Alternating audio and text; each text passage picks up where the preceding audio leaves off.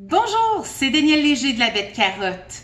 Oui, c'est l'hiver, mais il faut commencer à penser à la saison de jardinage.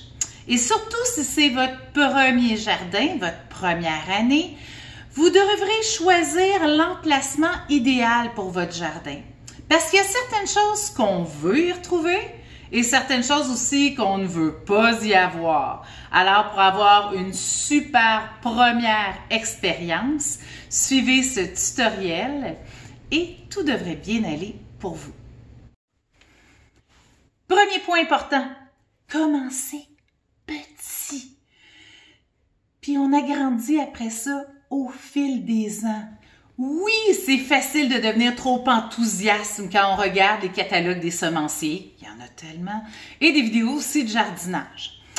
Donc, un potager qui est trop grand ou encore mal aménagé ou encore difficile à gérer, là, ça va devenir un fardeau. Il vaut mieux commencer par un potager qui est petit, productif, facile à gérer, puis avec lequel on a une bonne expérience de départ. Ça va être celui où vous allez apprendre quels sont les compagnons à avoir au jardin. C'est quoi la rotation des cultures? Puis vous allez pouvoir prendre connaissance de ce qui fonctionne chez vous ou ce qui fonctionne pour vous. Après ça, vous allez savoir quels fruits, quels légumes, quels aromates vous allez vouloir ajouter au jardin les années suivantes. Avec ce premier petit jardin, vous allez être en mesure de maîtriser la base du jardinage et c'est vraiment l'élément clé pour les débutants. Donc, deuxièmement, on va faire ce point-là à l'extérieur. Bonjour les filles! Ça va bien les cocottes? Donc, l'autre point important à regarder, c'est au niveau de l'ensoleillement. La majorité des fruits, des légumes, des herbes aromatiques ont besoin d'un minimum de 6 heures d'ensoleillement par jour. Donc, vous allez faire le tour de votre jardin. On veut vraiment maximiser leur croissance et leur rendement. Donc, on va essayer de trouver un site ouvert. Là, j'ai placé le tempo de ma serre dans le fond de mon terrain parce que c'est là l'endroit qui est rendu le plus approprié. Les arbres ont poussé en avant, puis il y a trop d'ombre sur mon ancien jardin. Donc, j'ai déterminé que ça allait être cet endroit-là qui est le plus favorable. Donc, ça peut être, oui, au jardin en arrière, ça peut être au jardin en avant. Ça peut être aussi de mettre des pots sur votre balcon si c'est l'endroit le plus approprié pour faire votre jardin. Donc, faites le tour et essayez de trouver l'endroit le plus dégagé qui va vous permettre de le faire. Si vous habitez aussi dans le nord des États-Unis ou au Canada, il y a d'autres choses, un autre point qu'on devrait regarder. C'est ce qu'on appelle les îlots de chaleur. Donc, moi, ici, je suis plein nord au niveau de ma maison. Mais en avant, mon balcon, dans le fond, c'est là que je mets mes tomates parce que c'est un îlot de chaleur. C'est un endroit protégé des vents qui est face au sud, vraiment plein sud. Puis mes tomates poussent 2 fois plus vite à cet endroit-là qu'ici autour de la piscine. Donc les îlots de chaleur, dans le fond, ça peut être des endroits bien appropriés pour votre jardin. Autre chose qu'on doit regarder aussi dans notre espace ouvert, ça, ma serre va être placée face au sud, plein sud. Donc, j'aurai pas d'arbres qui vont faire de l'ombre beaucoup sur mon jardin. J'ai pas de bâtisse, j'ai pas de maison, j'ai pas de clôture non plus qui vont être défavorables à ce niveau-là. Donc, c'est les premiers éléments importants à considérer pour notre mise en place de notre jardin. Troisième point à considérer, un élément bien important. Le vent assèche le sol du potager, le refroidit, puis peut même retarder son développement au printemps.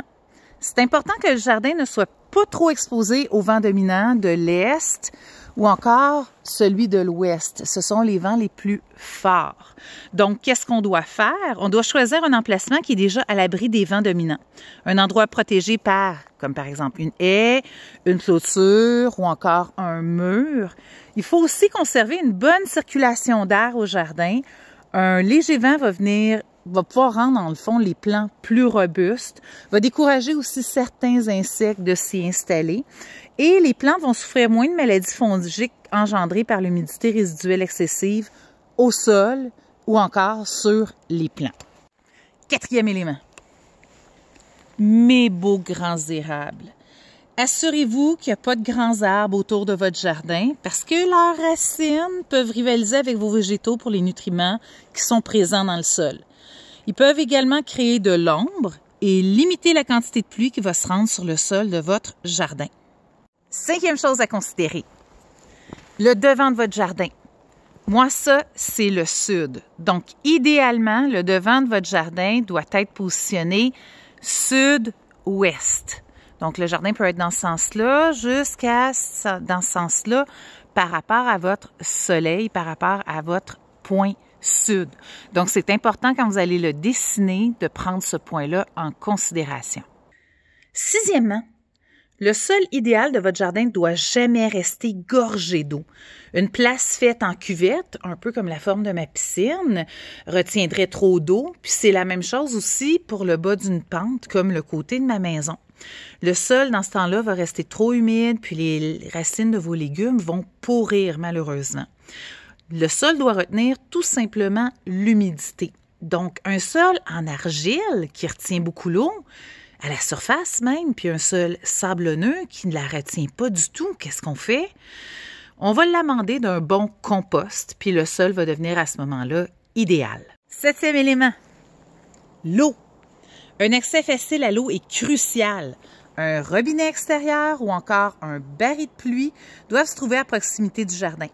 Sans irrigation régulière, un potager ne peut pas survivre longtemps, surtout en période de sécheresse. Et plus l'arrosage va être laborieux, moins vous allez avoir le goût de le faire. Le 8e élément à considérer, le climat où on vit peut influencer la croissance de nos plants, le nombre de semaines pendant lesquelles on peut jardiner, ainsi que les dates de semis à l'intérieur et à l'extérieur. On va devoir déterminer le premier jour de gel, le dernier jour de gel, pour être capable aussi de bien planifier nos tâches en fonction de notre zone de rusticité. Dernier élément important, c'est le plan de votre nouveau jardin qui est important. Vous devez d'abord le concevoir sur papier parce que changer des plans de place sur papier, parce qu'ils sont mal placés, c'est beaucoup plus simple que de déterrer des légumes pour les changer de place l'été, OK? Parce qu'ils ne sont pas à bonne place. Donc, on fait un plan papier. Alors maintenant, prenez votre temps, faites vos devoirs et écoutez aussi nos prochaines vidéos qu'on va mettre en ligne. Si vous ne l'avez pas encore fait, abonnez-vous à la chaîne La Bête Carotte. Suivez-nous aussi sur Instagram et sur Facebook. Et si vous avez des trucs de jardinage ou encore ça va bien dans votre premier potager, n'hésitez pas à nous le partager juste en dessous dans la section commentaires. Ou encore si vous avez des questions, posez-les et ça va nous faire plaisir d'y répondre. Alors tout le monde, à bientôt!